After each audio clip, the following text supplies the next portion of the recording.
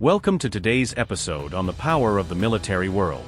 In this video, we will talk about the adjustment of the Doomsday Clock to its closest time to midnight since it was created, indicating how much the world is approaching a potentially catastrophic event.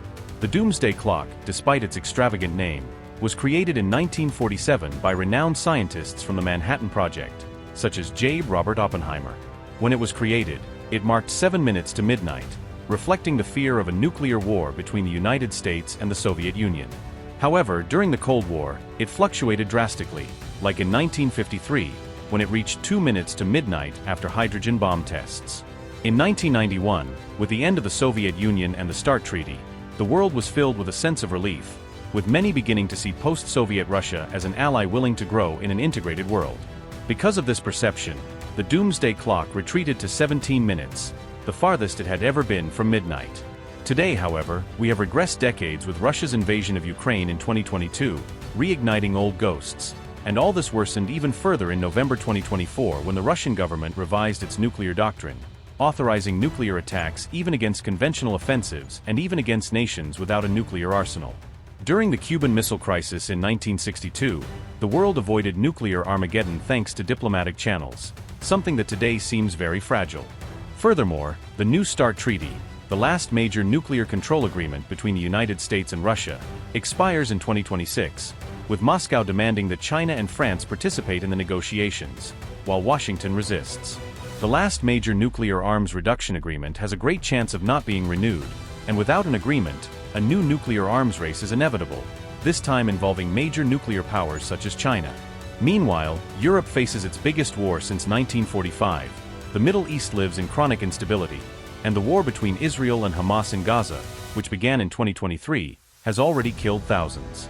Iran, the main financier of armed groups in the region, maintains a military nuclear program that could soon result in an Iranian atomic bomb. In East Asia, China is increasing pressure on Taiwan by sending jets and ships to the region in increasingly larger demonstrations of strength. In 1954 and 1958, crises in the Taiwan Strait nearly led to a conflict between the United States and China, and now with Beijing tightening the siege and pressure, the risk has resurged with even greater force. North Korea, which in 2017 conducted a test of a miniaturized hydrogen nuclear bomb, has established itself as a full-fledged nuclear power and continues to develop ballistic missiles capable of reaching any point of U.S. territory. We must also not forget artificial intelligence, which is revolutionizing the battlefield. In 2024, autonomous drones were used in combat in Ukraine, targeting without human intervention, a dangerous leap that reveals a disturbing trend, handing an algorithm the decision to kill human beings.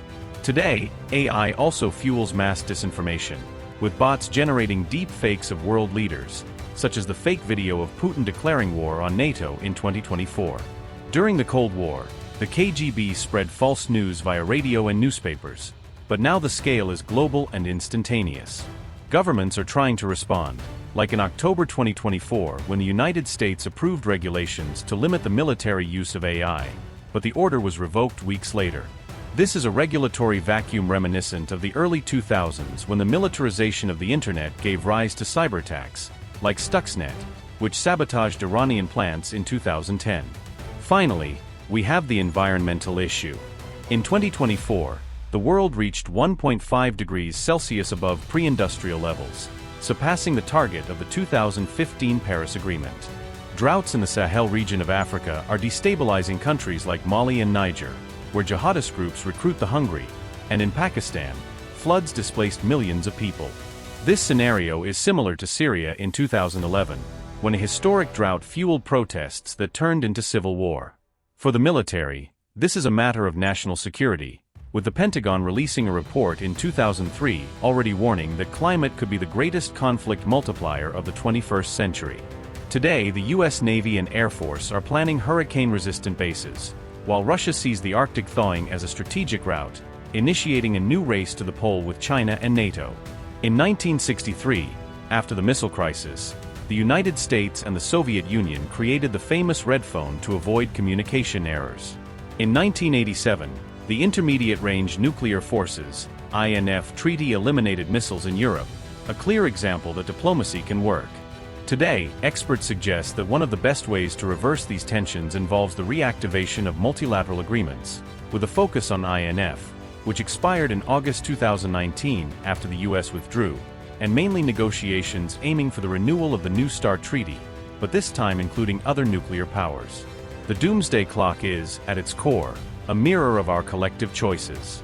In the 1990s, humanity proved that it is possible to step back from the brink of the abyss, but now, with large-scale invasions involving millions of soldiers in Europe, the Middle East increasingly mired in conflict with hybrid wars involving propaganda and the misuse of AI, and with a planet whose climate is becoming more uncontrollable, the world needs decisive actions now.